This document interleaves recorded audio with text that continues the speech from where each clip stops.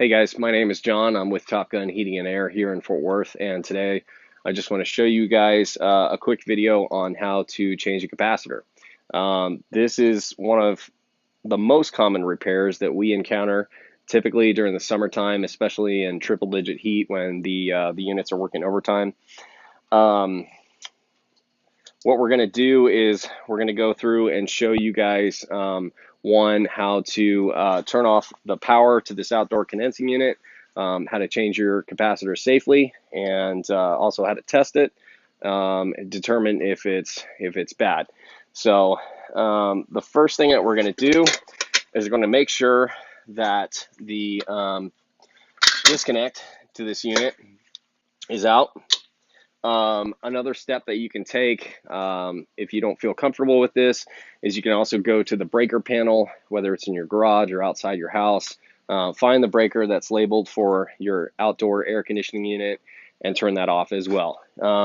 If you have a voltage detector, maybe a non-contact voltage detector or a multimeter, that's one of the tools you're going to need in order to not only verify that the power is off, but also that your capacitor is good or bad. So the next step, what we're going to do here is take off this control panel to our unit. You're going to need either a 5/16 or 1/4 inch nut driver, and then we're going to show you what's inside the electrical control panel here. So these are our components. This happens to be a heat pump. So we have our defrost board here, and then we also have our contactor and our capacitor here. Now the capacitor is the part we're going to focus on today.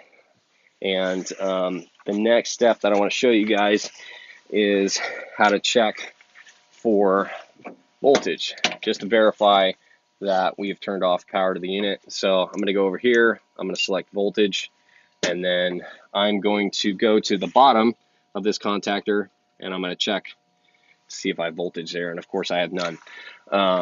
So the next step is going to be to remove the bracket from this capacitor here. Now, also a good thing to do before you get to this part would be to go inside and turn off your thermostat, just so you don't run the risk of shorting out the 24 volt here that goes to your contactor and or your defrost board. You may not have that. This is a special unit. It's called a heat pump. Most air conditioners, conventional straight cool condensers, don't have this. But that's also a good thing to do, as well as kill power to the unit. Then we're going to go ahead and disconnect the wiring from this capacitor. Before you do that, I highly recommend that you take a picture of the wiring configuration that it's in now, so that you can match it up to your new capacitor. So I'm going to go ahead and disconnect these by hand. You can use a set of needle nose or wire strippers if you want. But we're going to take all those off. And then what we're going to do is we're going to look at the data plate on our capacitor. Now you'll see two ratings there. One says 45 and the other says 7.5. The 45 is for the compressor and the 7.5 is for the condenser fan. This happens to be a dual run capacitor. And so one side is for the compressor and one side is for the condenser fan. Now you'll also see a rating on there, a percentage. It says plus or minus 6%. That is to let you know that if this capacitor is within that range of plus or minus 6%, it's still good. So that's your tolerance rating on that. But the next step where we're going to show you is how to test this. So we're going to take our meter here. This is our multimeter. I'm going to set it to the capacitance setting on the multimeter. It'll look like that. And on other meters, it may look differently. You might see the letters MFD, and that stands for microfarads, like on this meter here that we have. And that's also what you use to test these. They also make some cheap capacitance testing meters that you can buy, but usually you'll be able to find a meter that will do this either at Home Depot or somewhere off Amazon if you don't have access to that. So first of all, we have three terminals. So we have our common terminal, That's going to have the most contacts on it, the most pins. So that's our common terminal. This is our hermetic terminal, and then this is our fan terminal. So what I'm going to do is I'm going to take my leads, and I'm going to go between common and hermetic, and I'm going to test that. And as you can see, I've got 47.8. So this capacitor is good, I know that. Next, we're going to go between common and fan here.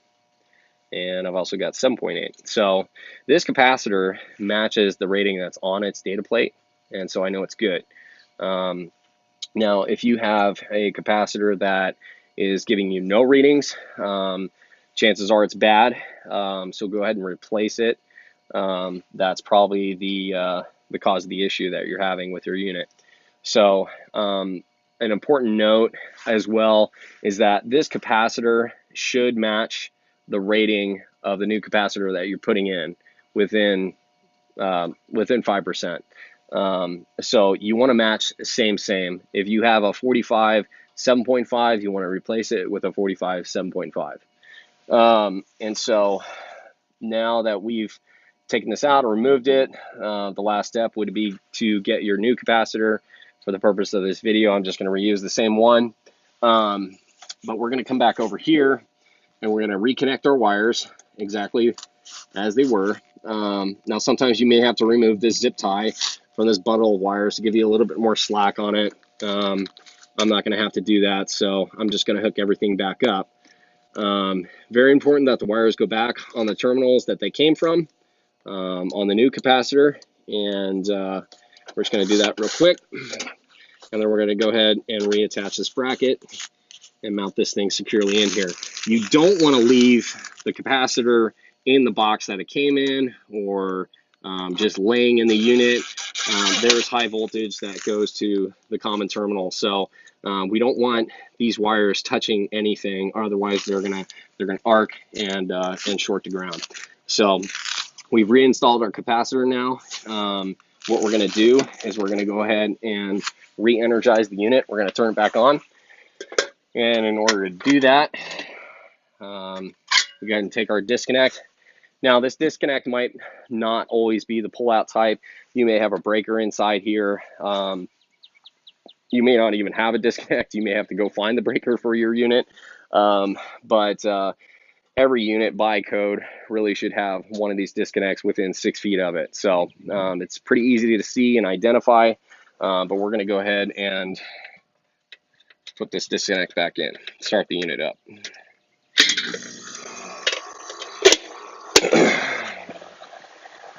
So now our unit's running. The reason that it's running and it started right away is because we didn't turn the power to the thermostat off inside. But normally when you would do that, you would go back inside after you've re-energized the disconnect out here, and you would turn your thermostat to cooling, and then set the temperature below whatever it is inside the house, or whatever you want to keep it at inside there. It may not always come on right away. A lot of times there's a 5-minute delay built into those thermostats, so it may take a few minutes, plus or minus 5 minutes or so, to come on.